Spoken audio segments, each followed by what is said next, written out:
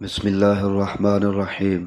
حضرت عمر رضی اللہ عنہ سے روایت ہے کہ ان حضرت صلی اللہ علیہ وآلہ وسلم نے فرمایا، عمل نیت ہی سے صحیح ہوتے ہیں یا نیت ہی کے مطابق ان کا بدلہ ملتا ہے، اور ہر آدمی کو وہی ملے گا جو نیت کرے گا۔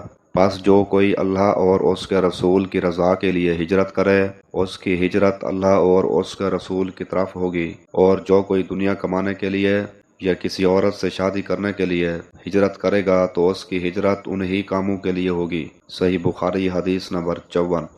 ابو جمرہ سے منقول ہے کہ میں عبداللہ بن عباس رضی اللہ عنہما کے پاس بیٹھا کرتا تھا اور وہ مجھ کو خاص اپنے تخت پر بٹھاتے۔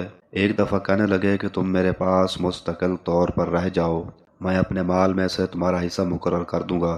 تو میں 2 ماہ تک ان کی خدمت میں رہ گیا۔ پھر کہنے لگے کہ عبد القیس کا وفد جب ان حضرت صلی اللہ علیہ وآلہ وسلم کے پاس آیا تو آپ نے پوچھا کہ یہ کون سی قوم کے لوگ ہیں یا یہ وفد کہاں کا ہے؟ انہوں نے کہا کہ ربیہ خاندان کے لوگ ہیں۔ آپ صلی اللہ علیہ وآلہ وسلم نے فرمایا، مرحبا اس قوم کو یا اس وفد کو، نہ ذلیل ہونے والے نہ شرمندہ ہونے والے، یعنی ان کا آنا بہت خوب ہے۔ وہ کہنے لگے، اے اللہ کے رسول، ہم آپ کی خدمت میں صرف ان حرمت والے مہینوں میں آ سکتے ہیں کیونکہ ہمارے اور آپ کے درمیان مصر کے کافروں کا قبیلہ آباد ہے۔ پس آپ ہم کو ایک ایسی قطعی بات بتلا دیجئے جس کی خبر ہم اپنے پچھلے لوگوں کو بھی کر دیں جو یہاں نہیں آئے، اور اس پر عمل درآمد کر کے ہم جنت میں داخل ہو جائیں۔ اور انہوں نے آپ سے اپنے برتنوں کے بارے میں بھی پوچھا۔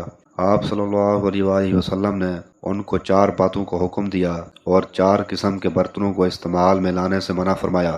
ان کو حکم دیا کہ ایک اکیلے خدا پر ایمان لاؤ۔ پھر آپ صلی اللہ علیہ وآلہ وسلم نے پوچھا کہ جانتے ہو ایک اکیلے خدا پر ایمان لانے کا مطلب کیا ہے؟ انہوں نے کہا کہ اللہ اور اس کے رسول ہی کو معلوم ہے۔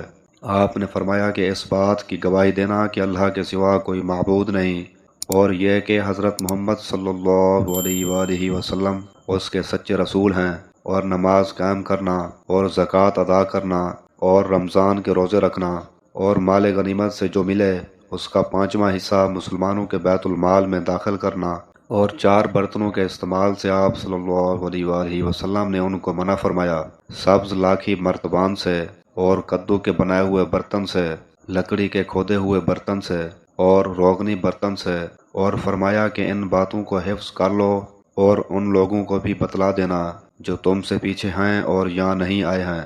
صحیح بخاری حدیث نمبر 53۔